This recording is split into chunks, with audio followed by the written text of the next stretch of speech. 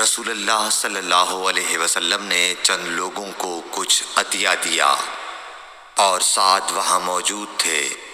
وہ کہتے ہیں کہ رسول اللہ صلی اللہ علیہ وسلم نے ان میں سے ایک شخص کو کچھ نہ دیا، حالانکہ وہ ان میں مجھے سب سے زیادہ پسند تھا۔ میں نے کہا حضور، آپ نے فلاں کو کچھ نہ دیا، میں اسے مومن گمان کرتا ہوں۔ آپ نے فرمایا مومن یا مسلمان؟ میں تھوڑی دیر چپ رہ کر پھر پہلی بات دہرانے لگا۔ حضور صلی اللہ علیہ وسلم نے بھی دوبارہ وہی جواب دیا۔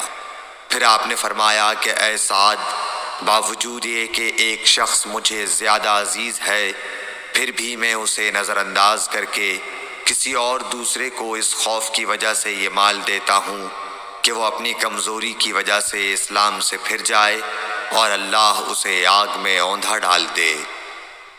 صحیح بخاری حدیث نمبر 27۔